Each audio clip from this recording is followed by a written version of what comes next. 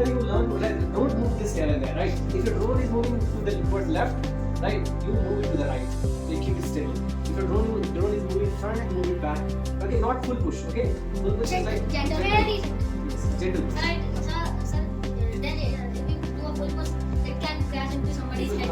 It will go too fast. Okay, you'll not be able to control it afterwards. And this has a certain range. You know that? If it goes out of its range, then obviously you'll never be able to control it. Okay? So it will be different. Sir, it can crash. For now, control it so that it will be only around 2 minutes. Sir, Okay? It should go